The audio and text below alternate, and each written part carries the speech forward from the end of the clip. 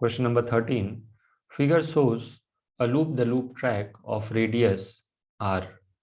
A car without engine starts from a platform at a distance h above the top of the loop and goes around the loop without falling off the track.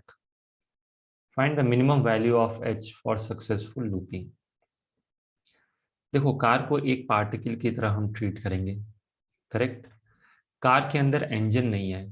Engine नहीं है मतलब car को कहीं से energy नहीं मिलने वाली है। वो नीचे क्यों आएगा? Due to its gravitational potential energy, correct. कोई फ्रिक्शन यहाँ पे नहीं है। ओके,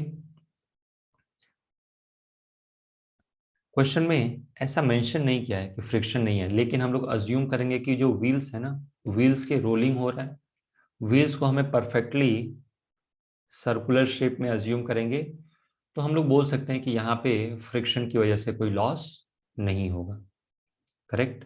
आगे चल के आप रोटेशनल मोशन में पढ़ोगे कि जब प्योर रोलिंग होता है, ओके, स्लिपिंग नहीं होता है, टायर इस ट्रैक पे स्लिप नहीं कर रहे हैं, तो फ्रिक्शन होगा तो भी फ्रिक्शन की वजह से लॉस नहीं होगा। ओके, तो थोड़ी देर के लिए अगर जो आपको ये कंसेप्ट नहीं समझ में आ रहा है तो आप ये अज्यूम कर सकते हो कि सरफेस इज स्मूथ, लेकिन यहाँ पे कहीं प्रॉब्लम में ये मेंशन नहीं किया गया कि सरफेस स्मूथ है। ओके, तो सरफेस एक्चुअली रफ भी होगा ना, तो ये जो व्हील्स हैं, अगर जो ये wheels if they are perfectly circular, तो यहाँ पे कोई लॉस नहीं होगा। ओके, तो इसे यदि मैं एक पार्टिकल की तरह ट्रीट करूं तो ये क्या होगा? Due to its gravitational potential energy, अपने ग्रेविटेशनल पोटेंशियल की एनर्जी की वजह से ये कुछ वेलोसिटी गेन कर लेगा, फिर ऐसे जाएगा, फिर ये ऐसे जाके अंदर से, करेक्ट, इनर सरफेस से ऐसा जा रहा है, अंदर वाले सरफेस से ऐसा गया और फिर ये ऐसा आ गया। लॉजिक समझ में आ गया? तो हमें ये बताना है कि ये कार बिना गिरे, okay, without falling of the track, ये वर्टिकल सर्कुलर मोशन कंप्लीट करे। तो इसको डायरेक्टली आप बोल सकते हो, देखो कंसेप्ट क्या है, मुझे पता है कि यहाँ पे वेलोसिटी कितनी होती है, मिनिमम वेलोसिटी कितनी होती है, ये under root of g r. इसका मतलब यहाँ पे काइनेटिक एनर्जी कितनी हो जानी चाहिए इसकी? mgr/2। यहाँ पे काइनेटिक एनर्जी होनी चाहिए mgr/2। ये काइनेटिक कहाँ से आएगा? इस पोटेंशियल से आएगा। ओके, तो यहाँ काइनेटिक एनर्जी है mgr/2 and potential energy is mgh। तो देखते ही आप आंसर बता सकते हो, करेक्ट। ये इतना सिंपल क्वेश्चन है, h will be equal to r/2। Class में भी ऐसे बहुत सारे हमने क्वेश्चन किए, लेकिन हम लोग सॉल्व करते टाइम सारे कंसेप्ट्स को लिखेंगे, रिकॉल करेंगे। ओके,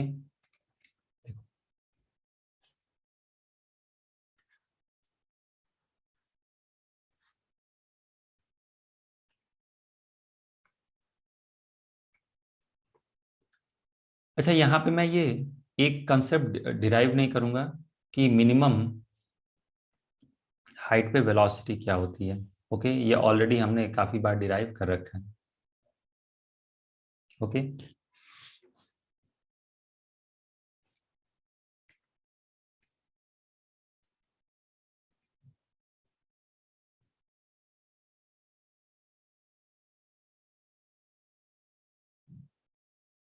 ऐसा अज्यूम कर लेते हैं, एक रफ अप्रोक्सीमेशन मैंने ड्रॉ कर दिया है।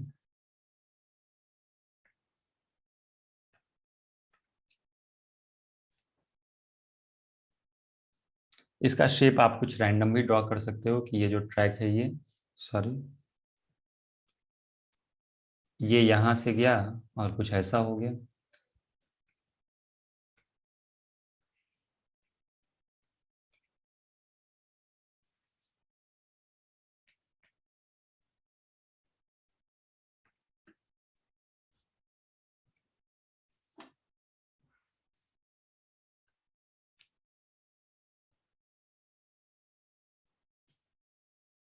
तो सपोज इसको एक मैं पार्टिकल की तरह ट्रीट कर रहा हूं, इसको हम लोग रेफरेंस पोटेंशियल एनर्जी, इस लेवल को हम लोग रेफरेंस पोटेंशियल एनर्जी 0 अज्यूम कर लेंगे। ओके, तो देखो पहला कंसेप्ट क्या है, और इसको हम डिराइव नहीं करेंगे, ऑलरेडी कुछ पहले के जो सॉल्व एग्जांपल है वहां पे हमने डिराइव किया है। To complete vertical circular motion या फिर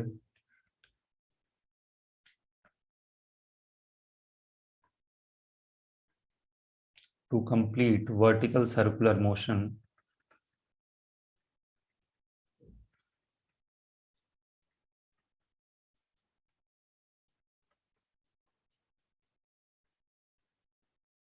to complete vertical circular motion, minimum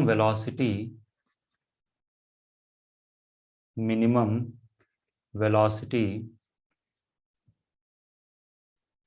at maximum height of trajectory या फिर at highest point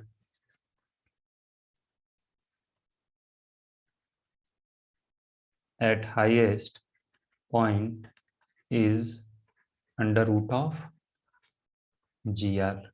ओके, कभी भी सर्कुलर मोशन हो रहा है, ओके, याद रखिएगा सर्कुलर मोशन में मैं क्या बोल रहा हूँ, ये एक सर्कुलर ट्रैक है और ब्लॉक यहाँ पे है, इसको हम लोग बहुत इजीली डिराइव भी कर लेते हैं। तो ये जो वेलोसिटी की मिनिमम वैल्यू होगी ये कितनी आती है, this is equal to under root of GR। Okay, इसको हम लोग डिराइव भी कर सकते हैं, कैसे डिराइव कर सकते हैं देखो, एक बार मैं फटाफट एक्सप्लेन कर देता हूँ, नहीं आ रहा है तो आपको पिछले कुछ एग्जांपल्स देखने पड़ेंगे सॉल्व, जो मैंने वहां पे सॉल्व कर रखे हैं। जब इसकी कुछ वेलोसिटी होगी v, तो क्या इस ब्लॉक का एक सेंट्रीपिटल एक्सेलरेशन होगा नीचे की तरफ, कितना होगा ये v² के इक्वल। यदि इस ब्लॉक का मैं फ्री बॉडी डायग्राम ड्रॉ करूं, ओके, तो क्या क्या फोर्सेस लगेंगे इस पे, एक लगेगा mg और दूसरा क्या लगेगा नॉर्मल। नॉर्मल किसने लगाया, सर्कुलर ट्रैक ने लगाया इस ब्लॉक पे या फिर इस कार पे। तो आप क्या करोगे, mg plus normal is equal to mv² correct. और यहां से नॉर्मल की मिनिमम वैल्यू कितनी हो सकती है, नॉर्मल की मिनिमम वैल्यू 0 हो सकती है। Okay, minimum value of normal is 0।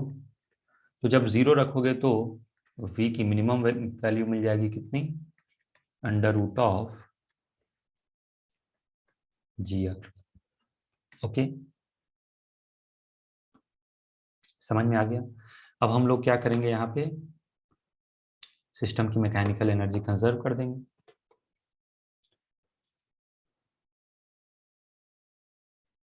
तो if we consider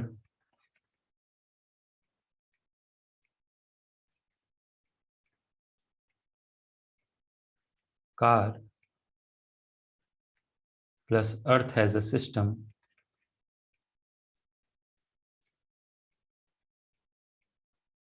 okay, this implies mechanical energy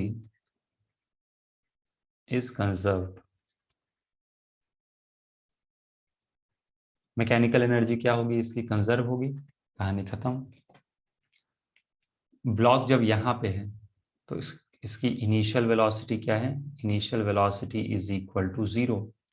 अच्छा, ऐसा करते हैं कि इसको रेफरेंस नहीं अज्यूम करते हैं, और आसानी से यदि आपको सॉल्व करना है तो इसको रेफरेंस मत अज्यूम करो, रेफरेंस मैं बताता हूं इसे ही अज्यूम कर लो। कहीं भी आप रेफरेंस ले सकते हो, यहाँ पे ब्लॉक के पास कुछ वेलोसिटी है और ये कितनी है, this is equal to under root of GR। Correct, आप चाहो तो इसी को रेफरेंस ले सकते हो, this is reference potential energy equals to 0। ये जो हाइट आप देख रहे हो ये कितनी है height, this height is equal to h। तो क्या मैं यहाँ पे लिख सकते हैं हम लोग, initial kinetic energy plus initial potential energy is equal to kinetic energy final plus potential energy final. Okay, initial kinetic energy क्या हो जाएगा 0, इनिशियल पोटेंशियल एनर्जी क्या हो जाएगा, रेफरेंस के h हाइट ऊपर है। फाइनल काइनेटिक एनर्जी क्या हो जाएगा, half m v square, what is v square, under root of gr का स्क्वायर, तो ये हो जाएगा हाफ m gr। आप चाहो तो इसको ऐसे लिख लो और बाद में सब्स्टिट्यूट कर लेना। फाइनली ब्लॉक जो है या जो कार है वो रेफरेंस पे ही आ गया, तो final potential energy is equal to 0। आप रेफरेंस कहीं भी अज्यूम करके सॉल्व कर सकते हो, आंसर वही आएगा। ओके, सो दिस इंप्लाइज, यहां से सॉल्व कर लो, m g h is equal to half m v square क्या हो जाएगा, जी आर के इक्वल, एम जी से एम जी कैंसिल होगा and h will be equal to r upon 2 के इक्वल। समझ में आ गया?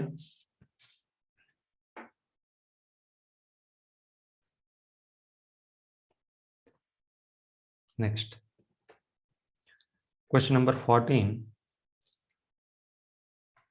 A heavy particle is suspended by a string of length L। एक हैवी पार्टिकल है, देखो this is a heavy particle, okay, और इसको एक स्ट्रिंग से हमने अटैच कर दिया है जिसका लेंथ क्या है L। The particle is given a velocity v not, particle को वेलोसिटी क्या दिया है हमने, v नॉट दिया है। The string becomes slack at some angle and the particle proceeds on a parabola। तो देखो ये सर, आपने इसको यहाँ पे कुछ वेलोसिटी दिया है v नॉट, ये सर्कुलर मोशन करता है और यहाँ पे स्ट्रिंग इस पोजीशन पे आके स्लैक हो जाता है at some given angle theta. अब क्वेश्चन में ये थीटा दिया नहीं है, डायग्राम में बस मेंशन कर दिया है। ओके, क्वेश्चन में this is not the given quantity, angle theta question के अंदर नहीं दे रखा है। ओके, इसीलिए तो दिया है कि string becomes at some angle, some angle मतलब ये थीटा हमें खुद ही फाइंड करना पड़ेगा। Okay, and the particle proceeds on a parabola. एक बार स्ट्रिंग स्लैक हो गया तो स्ट्रिंग के स्लैक होने के बाद क्या होगा, इसके पास कुछ वेलोसिटी तो होगी। क्लास में ही मैंने डिस्कस किया था कि पहले स्ट्रिंग स्लैक होता है, ऐसा नहीं होता है कि पहले वेलोसिटी 0 होगा। सबसे पहले क्या होता है, स्ट्रिंग स्लैक होता है और वेलोसिटी नॉन जीरो होती है, तो इसके पास कुछ वेलोसिटी v होगी। ओके, और स्ट्रिंग स्लैक हो गया मतलब इस पर कोई टेंशन फोर्स नहीं लगेगा, सिर्फ और सिर्फ क्या लगेगा, mg।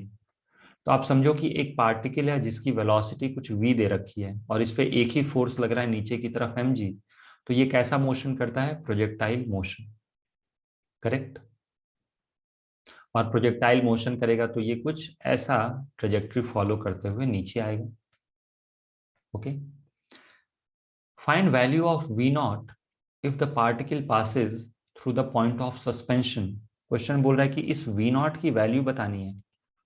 ओके, सच दैट जो पार्टिकल है वो पॉइंट ऑफ सस्पेंशन मतलब पॉइंट ओ से, डायग्राम में भी दिखाया है कि ऐसे पॉइंट ओ से पास करता हुआ आए। ओके, तो यदि आप ध्यान से देखो तो क्वेश्चन में एंगल थीटा भी नहीं दिया है, वी नॉट भी नहीं दिया है, सिर्फ और सिर्फ स्ट्रिंग का लेंथ एल दे रखा है और एक्सेलरेशन ड्यू टू ग्रेविटी हम लोग जी यूज कर सकते हैं। ओके,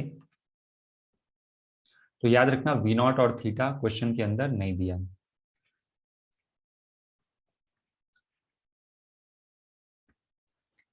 तो सिर्फ गिवन क्या है, given length of the string is equal to L, और कुछ भी नहीं दिया है। Okay, length of the string is equal to L, सिर्फ ये दे रखा है। मास आप एम अज्यूम कर सकते हो जो कि कैंसिल हो जाएगा। ओके, चलो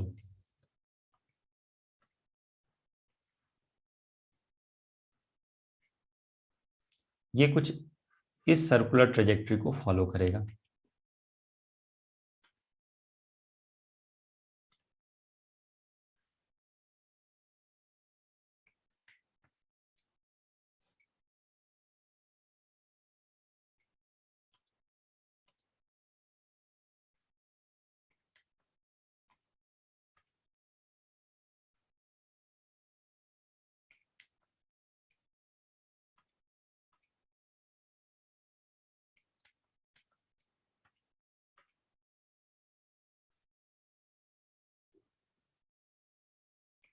ओके, चलो यही हम लोग अप्रोक्सीमेटली ड्रॉ कर लेते हैं।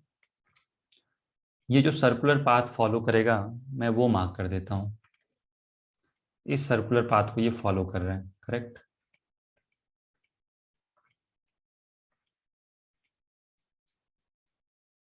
कंप्लीट सर्कल फॉलो नहीं करेगा तो ये सिर्फ और सिर्फ रेफरेंस के लिए। ओके, तो सबसे पहले तो हमें ये देखना है कि कहाँ पे स्ट्रिंग आगे लूज होगा। तो फाइनली जो स्ट्रिंग है वो यहाँ पे इस पोजीशन पे, लेट अस अज्यूम कि किसी जनरल एंगल थीटा पे आके ये स्ट्रिंग लूज हो जाता है।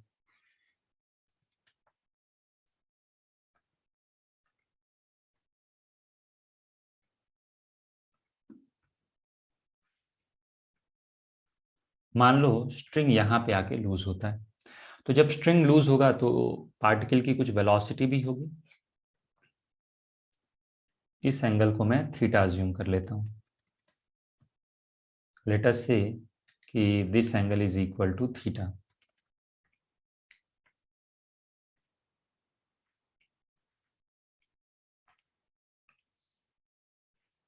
ये अज्यूम कर लेते हैं यहाँ पे वेलोसिटी कितना है, v नॉट, और यहाँ पे जो वेलोसिटी होगी वो कुछ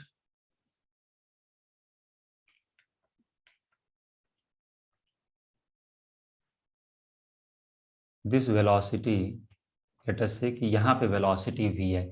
याद रखना v नॉट भी नहीं पता है और अपने को v भी नहीं पता है, v नॉट तो कैलकुलेट करना है और v एक इंटरमीडिएट अननोन आ रहा है। ओके, तो जब इस इंस्टेंट पे पार्टिकल की वेलोसिटी v होगी तो क्या मैं बोल सकता हूँ, देखो इसके पास सेंट्रीपिटल एक्सेलरेशन होगा कुछ।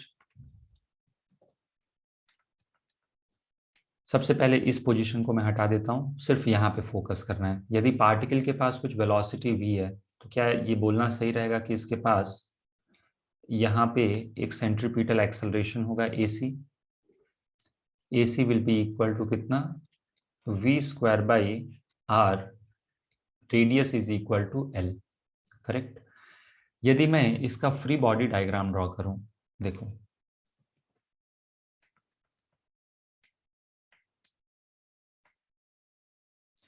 तो ये जो स्ट्रिंग आप देख रहे हो, स्ट्रिंग क्या करेगा, सॉरी, ये स्ट्रिंग क्या करेगा, एक टेंशन टी लगाएगा इस पे।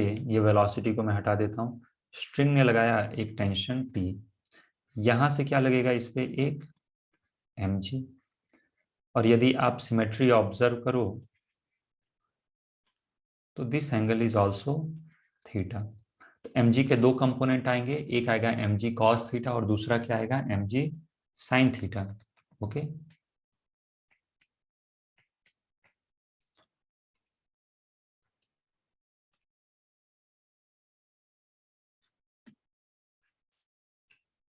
इधर एक और फोर्स आएगा क्या, mg cos थीटा।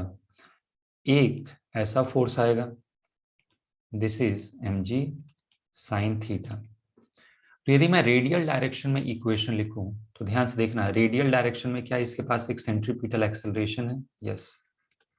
तो मैं F is equal to m a, that is Newton's second law apply करने जा रहा हूं, किस डायरेक्शन में, रेडियल डायरेक्शन में। ओके, तो F is equal to m a for radial direction.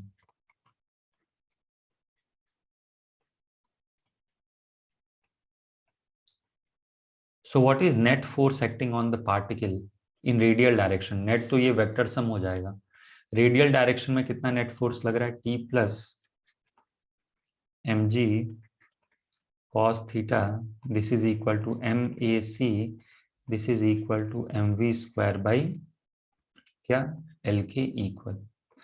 अब इस एंगल थीटा पे हम लोग अज्यूम करते हैं कि स्ट्रिंग स्लैक होगा। ओके, ये जो एंगल थीटा देख रहे हो, इस एंगल थीटा पे स्ट्रिंग स्लैक हो रहा है, तो theta is also unknown. So let us assume, मैं यहीं पे लिख देता हूं,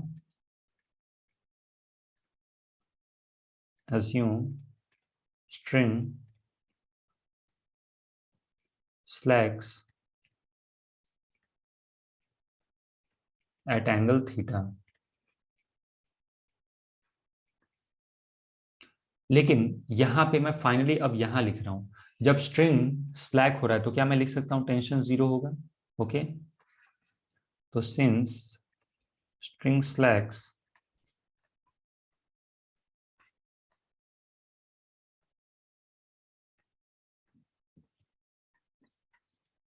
टेंशन 0 हो जाएगा, देयरफॉर mg cos थीटा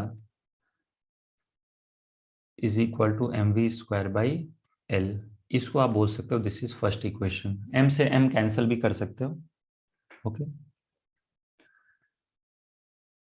तो आप यहीं पे ऑब्जर्व करो तो दो दो अननोन आ गया है, m तो एक्चुअली कैंसिल हो ही गया है, theta and v are unknown. Okay, next equation कहां से आएगा? नेक्स्ट इक्वेशन आएगा from conservation of mechanical energy. Okay,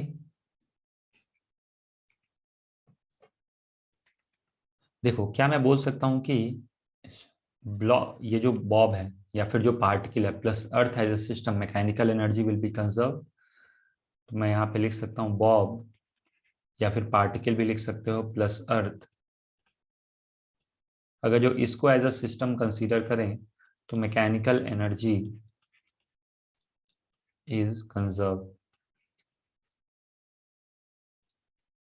आप पूरा इक्वेशन लिख सकते हो। कैसे? आप कहोगे कि इस बॉब पे सिर्फ mg और टेंशन लग रहा है, टेंशन का वर्क डन है 0। अगर जो अर्थ को सिस्टम में लिया जाए तो mg will be internal conservative force. Okay, और इसकी वजह से मैकेनिकल एनर्जी क्या हो जाएगा? कंजर्व हो जाएगा। कोई एक्सटर्नल फोर्स वर्क नहीं कर रहा है, कोई इंटरनल नॉन कंजर्वेटिव फोर्स यहाँ पे नहीं है। ओके, आपको एक रेफरेंस मार्क करना पड़ेगा। सो लेट अस से कि this is reference potential energy 0। यहाँ पे ध्यान से देखना, ये लेंथ कितना है? This length is equal to L। तो ये लेंथ कितना हो जाएगा? This will be equal to L cos theta.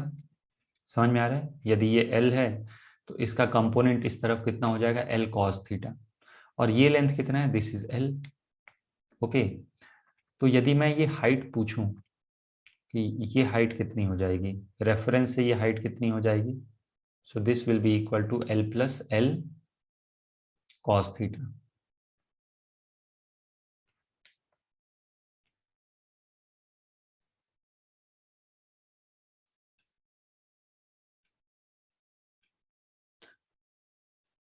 तो मैकेनिकल एनर्जी कंजर्व करते हैं हम लोग। Kinetic energy initial plus potential energy initial is equal to kinetic energy final plus potential energy final. Okay, what is initial kinetic energy? Half m v not square. ये इनिशियल position मान लेते हैं हम लोग।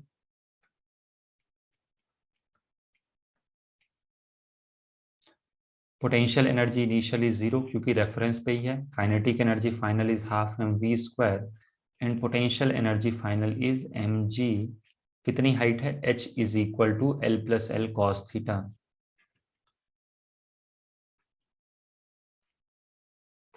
करेक्ट।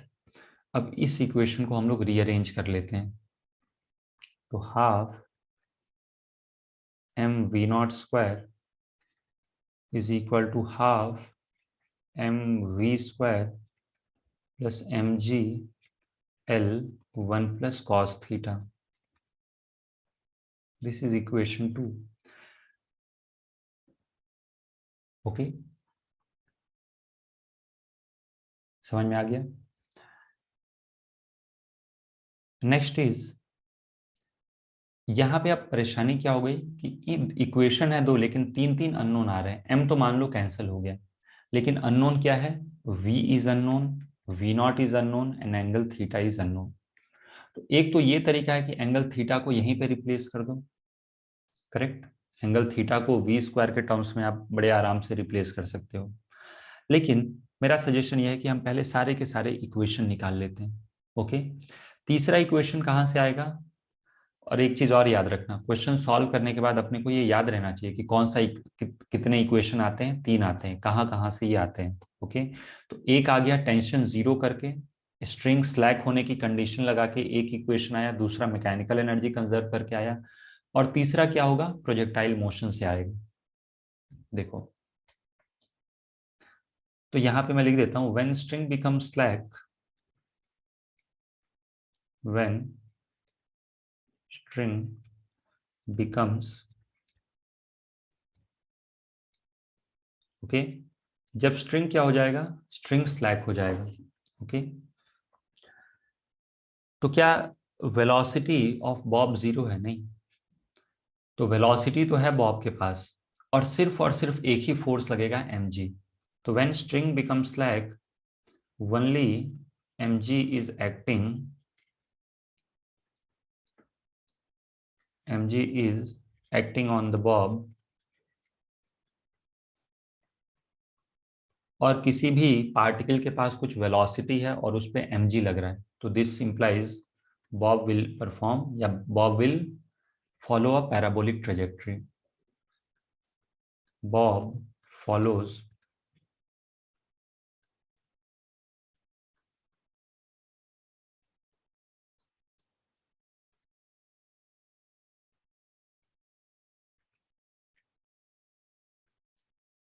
करेक्ट। तो हम लोग आ जाते हैं यहाँ पे, बाकी ये सारा अब हमारे किसी काम का नहीं है, सिर्फ अब इस पर फोकस करते हैं। अब देखो, this velocity is v। Okay, अब मैं क्या करता हूं, इसका हॉरिजॉन्टल के साथ एंगल निकालते हैं।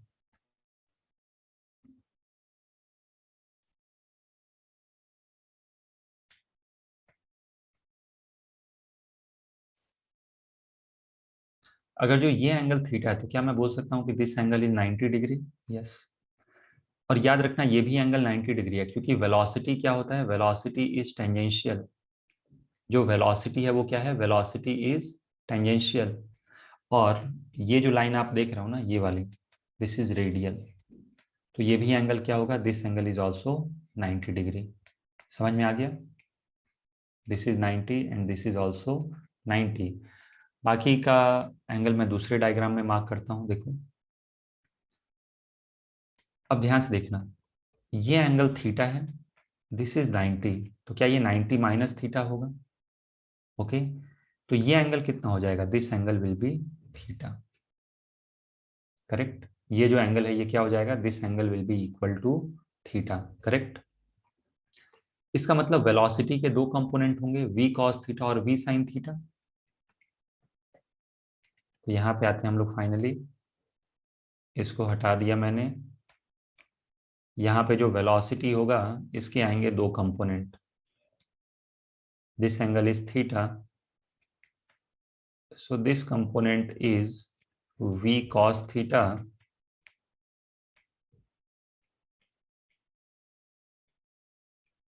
और ये जो कंपोनेंट देख रहे हो, vertical component will be v sin theta. Correct. ये कैसा पाथ फॉलो कर रहा है, ये मैंने मार्क कर दिया वेलोसिटी। अब मैं मार्क करता हूं डिस्प्लेसमेंट। डिस्प्लेसमेंट के लिए अलग डायग्राम ड्रॉ करेंगे।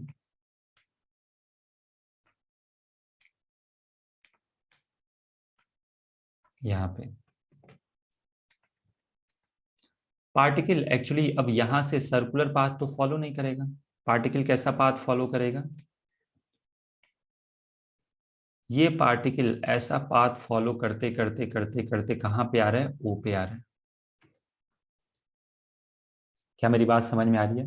पार्टिकल कुछ ऐसा पाथ फॉलो कर रहा है जो मैंने अभी रेड कलर से मार्क किया है। Okay, this is the path followed by this particle. तो क्या डिस्प्लेसमेंट वेक्टर इस पार्टिकल का ये हो जाएगा, this will be the initial position, this is the initial position and this is the final position. तो ये हो जाएगा इस पार्टिकल का डिस्प्लेसमेंट वेक्टर। ये this is the displacement vector of the particle. Okay, तो इस डिस्प्लेसमेंट वेक्टर के दो कंपोनेंट होंगे, याद रखिएगा, दिस लेंथ इज l। मैं दूसरे डायग्राम में मार्क करके दिखाऊं, देखो, तो ये है पार्टिकल का इनिशियल पोजीशन और ये है पार्टिकल का फाइनल पोजीशन।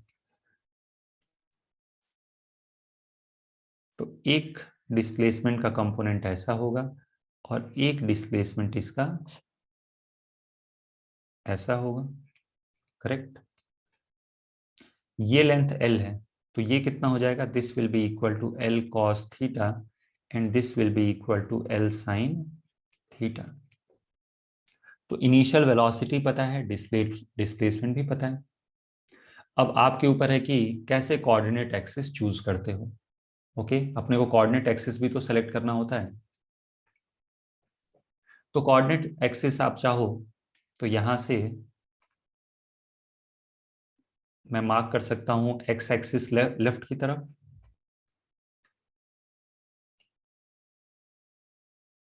तो suppose this is x axis. अब ये पूरा का पूरा प्रोजेक्टाइल मोशन का ही क्वेश्चन हो गया। लेट अस से दिस इज वाई एक्सिस, यहां पे मार्क कर देता हूं मैं एक्स और यहां पे मैं मार्क कर देता हूं वाई। तो एक्स डायरेक्शन में डिस्प्लेसमेंट कितना है, देखो यहां से,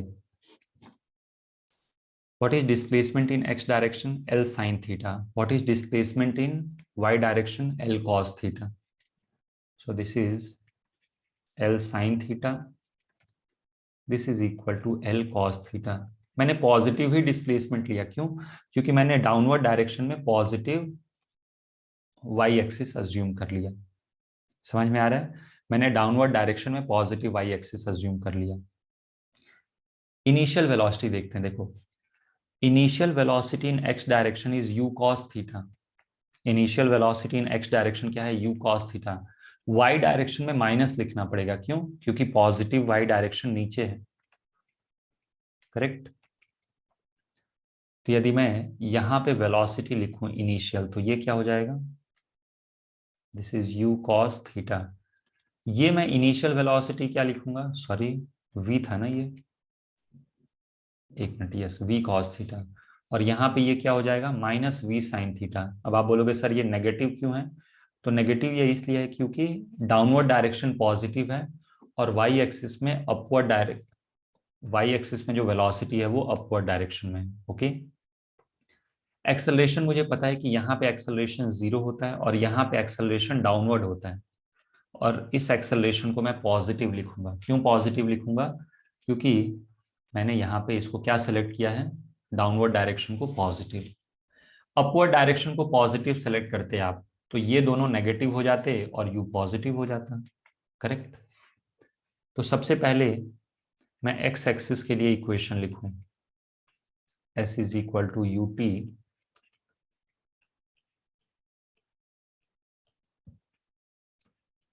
तो ये क्या आ जाएगा, L sine theta is equal to V cos theta into T.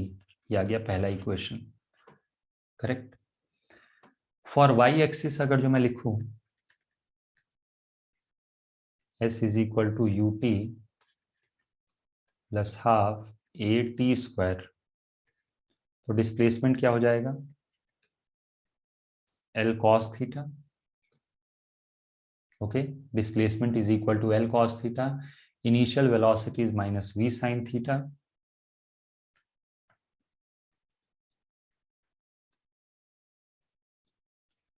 Plus half, acceleration याद रखिएगा यहाँ पॉजिटिव है, इंटू टी स्क्वायर।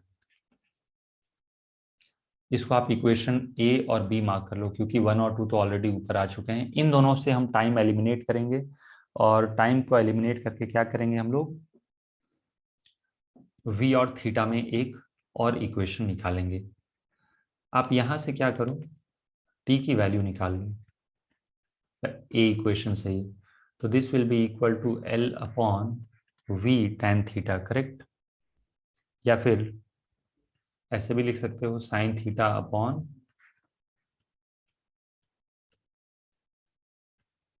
अगर जो मैं टाइम की वैल्यू क्या करूं यहाँ पे सब्सटीट्यूट कर दूं इक्वेशन बी में, this implies L cos theta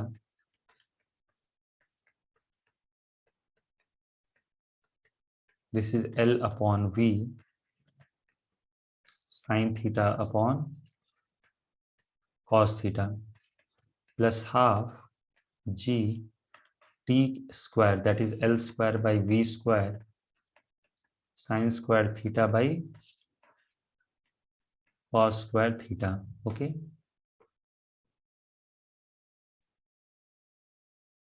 समझ में आ गया? तो यहां से इक्वेशन क्या आएगा? This is L cos theta, यहां से क्या आ जाएगा? V से V कैंसिल हो जाएगा, this is minus L sign square theta upon cos theta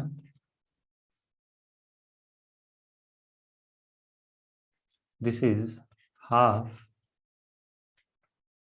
G L square sine square theta upon V square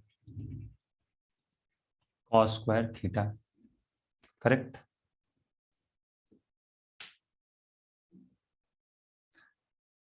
ये आ गया इक्वेशन 3।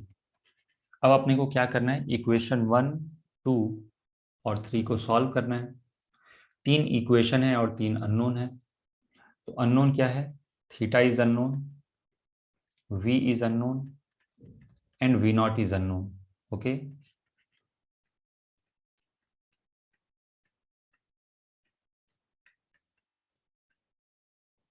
Equation 1, 2 and 3। और क्या करेंगे? ये वैल्यू हम डायरेक्टली यहाँ पे सब्स्टिट्यूट कर देंगे। तो एक तरीका तो ये है कि हम लोग जो भी थीटा आ रहा है ना उन सबको कहाँ निकाला था? इक्वेशन 1 ये। तो यहाँ से कॉस थीटा निकाल लिया, कॉस थीटा हम सारी जगह पे रख दें और फिर 2 इक्वेशन निकाल लें from in form of V and V not और फिर वहां से V नॉट कैलकुलेट कर लें। ओके,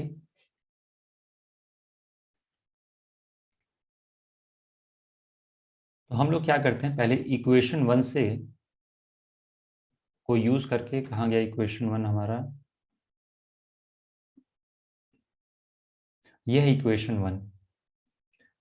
तो यहां से V स्क्वायर और थीटा का रिलेशन यूज करते हैं। ओके, तो यहाँ पे V square by L is equal to, या फिर V स्क्वायर, देखो इक्वेशन 1 क्या आ रहा है, यहाँ पे लिख देता हूं। इक्वेशन 1 क्या है? mg cos theta is equal to mv square by L। Correct?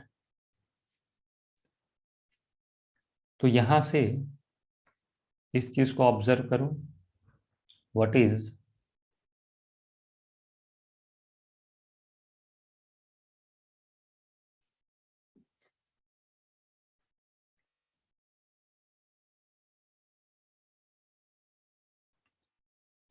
G, M से M तो कैंसिल हो गया, G upon V square into L, L भी लिख लेते हैं।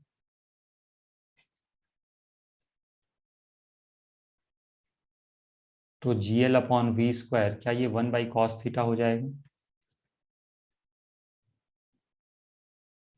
ओके, तो GL अपॉन V स्क्वायर की वैल्यू सब्स्टिट्यूट कर देते हैं हम लोग यहाँ पे।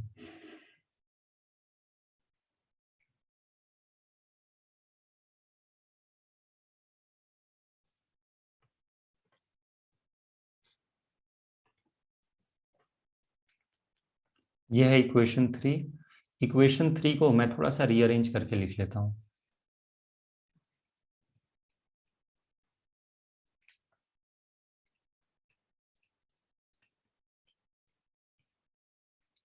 इक्वेशन 3 में देखोगे तो L हर जगह से एलिमिनेट हो रहा है। This implies cos theta is equal to minus sine square theta upon cos theta plus half GL by V square, okay, sine square theta upon cos square theta.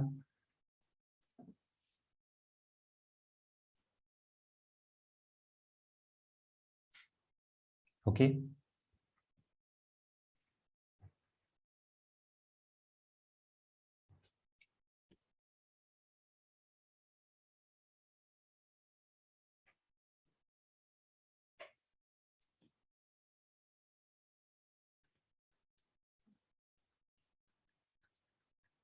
तो देखो हम लोग क्या करेंगे, ये जो GL/V² निकाला ना यहाँ से 1/cos थीटा, इसको यहाँ पे सब्स्टिट्यूट कर लेंगे।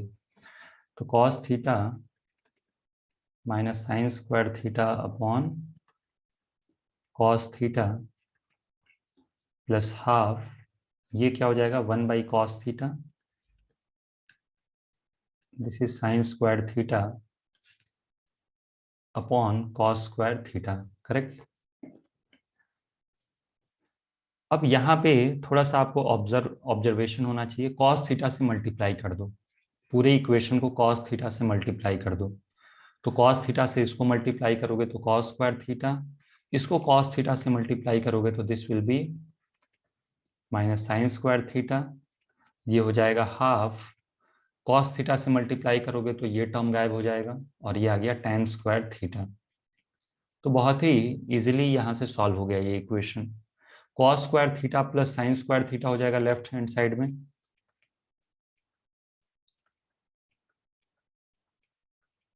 This is equal to half tan square theta, correct. जो लेफ्ट हैंड साइड आप देख रहे हो, क्या ये दोनों मिलके 1 के इक्वल हो जाएंगे? Okay, so this is equal to 1, this is equal to half tan square theta, correct. तो यहां से tan स्क्वायर थीटा कितना हो जाएगा, tan square theta is equal to 2, this implies tan theta is equal to √2। तो basically ये जो equation आप देख रहे हो, थर्ड इक्वेशन से थीटा की वैल्यू आ गई डायरेक्टली, ओके। और यदि थीटा की वैल्यू आ गई तो v पता चल गया अपने को। एक्चुअली ये जो आप इक्वेशन 2 देख रहे हो ना, ठीक है, इसका यूज तो हो ही गया। तो यहां से स्मॉल v पता चल गया और फिर यहां से हम लोग निकाल लेंगे v0। लेकिन आप ये भी चीज याद रखना कि हम लोग कैसे cos थीटा और sin थीटा निकालेंगे।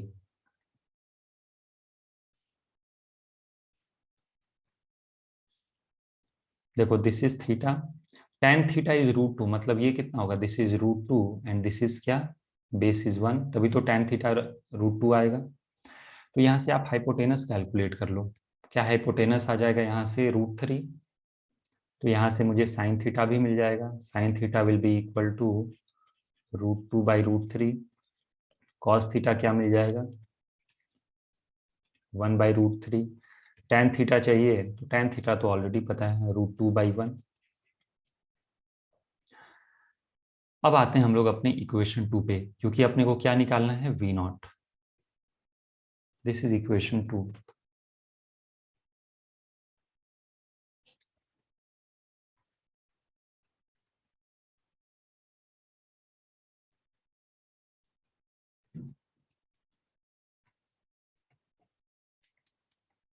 ओके, ये है इक्वेशन 2। यहाँ से सबसे पहले तो मास को एलिमिनेट करो और 2 से मल्टीप्लाई कर दो, तो this is v0² is equal to v² plus 2gl 1 plus cos theta, correct. This implies v0² is equal to v² कितना था, v² is equal to gl cos theta. देखो यहाँ से v² is equal to gl cos theta, तो v² की value substitute करते हैं हम लोग, कितना gl cos थीटा, ये कितना है 2gl,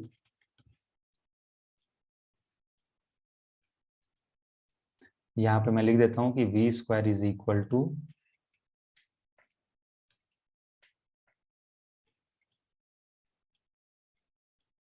फ्रॉम इक्वेशन 2, v² की वैल्यू कितनी थी gl cos थीटा के इक्वल, ओके। तो वही वैल्यू मैंने यहाँ पे सब्स्टिट्यूट कर दी, ओके। तो this will be equal to 2gl plus 3gl cos theta. Okay, this is equal to 2gl plus 3 cos theta कितना निकाला था अभी देखो यहां से 1/√3. This is equal to 1/√3. तो इसको मैं लिख लेता हूं 1/√3. ओके, तो ये कितना हो जाएगा, this will be equal to 2gl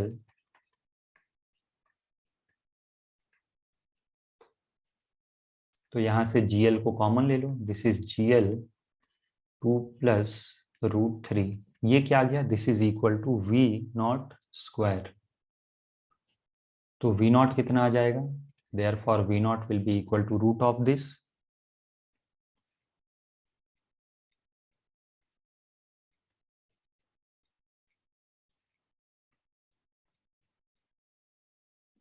तो ये हमारा आंसर आ गया. ओके